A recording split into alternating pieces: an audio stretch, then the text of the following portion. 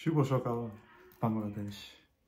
বাংলাদেশের সিচুয়েশন আজকে একটু অনেকদিন ধরেই একটু বেশি সিরিয়াস, অনেক বেশি প্রোটেস্ট, অনেক বেশি পলিটিক্যাল মুভমেন্টস, অনেক বেশি আইন, অনেক বেশি ব্যবস্থা, ল, ইউজ অফ ফোর্স, অনেক কিছু চলছে। আমাদের অনেক সিরিয়াস মোডে ঢুকে গেছি। তাই ভাবলাম এই সিরিয়াস মোডের মাঝখানে আমরা কিছু আর্ট প্র্যাকটিস করি, কারণ একটু আর্ট প্র্যাকটিস করলে মন টন ভালো থাকে। আমার এখানে যেমন আজকে খুব সানি, বিদেশে আসার পর আসলে চাহিদা খুব কমে গেছে, একটু সূর্য উঠলে খুব ভালো লাগে, আর কিছু তেমন কিছু প্রয়োজন হয় না।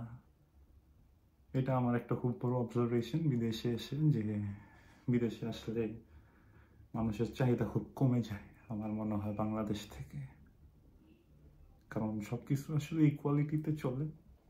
আপনি কোন একটা জায়গায় যাবেন, যে বিএমডাব্লিউ গাড়ি নিয়ে যায় সেও সেম, যে বাসে যায় সেও সেম, তবে যে সাইকেলে যায় তার মান সম্মান একটু বেশি, কারণ সে প্রকৃতির প্রতি বেশি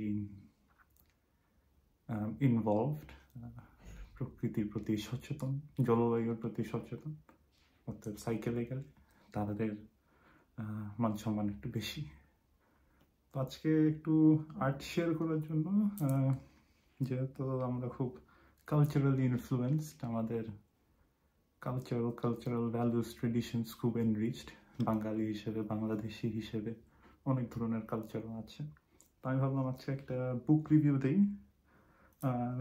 সেই বুক রিভিউ দেওয়ার জন্য আমি এই বইটা চুজ করেছি,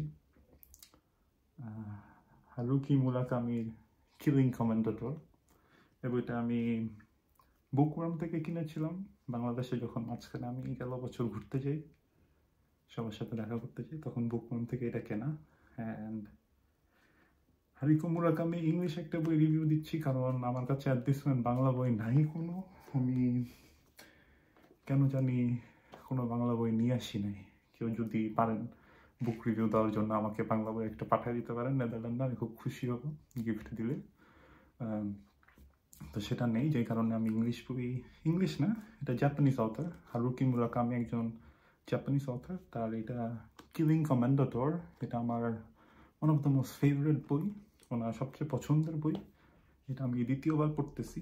আমার কাছে কপি ছিল না, আমি আরেকজনের থেকে নিয়ে পড়ছিলাম গেলবার, এবং ওইটাকে বৃষ্টিতে ভিজা ফেলছিলাম। তো যে কারণে এবার নিজেরটা কিনছি, নিজের মতো করে পড়তেছি এখন আবার সেকেন্ড টাইম। কারণ এই বইটাতে আসলে যেটা হয়, যে ক্যারেক্টারটাতে একজন আর্টিস্ট, সে কিছুদিন অনেকদিন ধরে আর্ট করেই তার লিভিং চলে, এবং যতটুকু বুঝেন একজন পেইন্টার বা পোর্ট্রেট আর্টিস্ট, উনি পোর্ট্রেট আঁকে, মানুষের চেহারা, ফেস। বড় বড় কোম্পানি বা আমাদের যে প্রাইম মিনিস্টার যারা ছিলেন আলোচিত প্রাইম মিনিস্টার, যারা তাদের ছবি টবি যারা আঁকে, পোর্ট্রেট ফেস আঁকে, সেটা পোর্ট্রেট আর্টিস্ট সে। যেটা হয় যে হঠাৎ একদিন তার বউ এসে বলে যে সে তার সাথে আর থাকতে চায় না। তো এটা শোনার পর ক্যারেক্টারটার নাম মনে হয় না উনি মেনশন করছে, ফুল বইয়ে ক্যারেক্টার নামটা নাই বোধ হয়।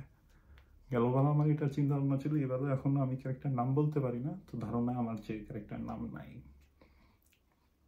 তো যেটা হয় যে এরপরে ক্যারেক্টারটা আসলে গাড়ি নিয়ে বের হয়ে যায়, 1-2 মাস 3 মাসের মতো এরকম গাড়ি টাড়ি চালায়। এরপর কোনো এক ফ্রেন্ডের সাথে কথা বলে ওর ফ্রেন্ডের বাবার বাসায় ওঠে, একটা পাহাড়ি এলাকা, পাহাড়ের উপরে। এবং ওর ফ্রেন্ডের বাবাও আর্টিস্ট ছিলেন, পোর্ট্রেট আর্টিস্ট না, ট্রেডিশনাল জাপানিজ আর্টিস্ট। ভিয়েনায় পড়ালেখা করছিল, আগে ওয়েস্টার্ন স্টাইল পেন্টিং করতে, এরপরে জাপানিজ স্টাইল পেন্টিংয়ে শিফট করছে। আর ওই বাসাতেই এই পেইন্টারটা, যার ওয়াইফ থাকে, যার বউ, তাকে বলছে যে তার সাথে আর থাকবে না, ছেড়ে দিবে, ডিভোর্স দিয়ে দিবে। সো সে এই বাসাটাতে উঠে। এবং আমার সবচেয়ে ফেভারিট, কারণ এখানে সেরকম খুব একলা থাকে। 3 মাস ধরে সে গান শুনছে, কুকিং করতেছে, বই পড়তেছে। তার ইজল হচ্ছে যে বোর্ডটা দেখেন আপনারা, পেইন্টাররা পেইন্ট করে, তো সেই ইজলটা সে প্লেস করে, কিন্তু পেইন্টিং করতে পারে না।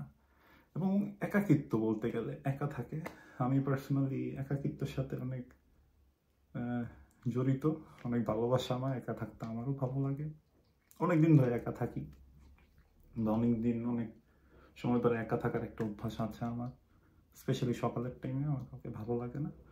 তো এটা একটা ব্যাকগ্রাউন্ড, এখানে অনেক কিছু হয়, অনেক ওইটা থেকে স্টোরিটা ডেভেলপ হয়।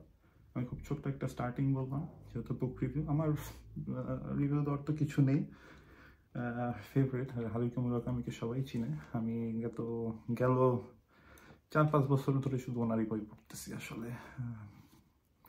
তো আমি যেটা চাই অ্যাট দিস মোমেন্ট, একটা প্যারাগ্রাফ আপনাদেরকে এখান থেকে শোনাতে চাই। আমি একটা স্পেসিফিক, আমি এভাবে একটু ফোল্ড করে রাখি জায়গাগুলোতে, যেখানে আমার কোনো একটা লাইন পছন্দ হয় আমি লাইনটা দাগাই না, আমি ওই পেজটাতে যাই, পুরো পেজটাটা আবার পড়ি, তখন আবার চিন্তা করি, মনে করি যে কেন আমি এখানে ফোল্ড করছিলাম এই পার্টিকুলার জায়গাটার জন্য। তো খুব মজার একটা গল্প বলে, আমি এই পার্টিকুলার পেজটা খুঁজতেছিলাম, গেল 1 ঘন্টা ধরে খুঁজছি, কালকেও খুঁজছি, পাচ্ছিলাম না লাইনটা, কারণ স্পেসিফিক একটা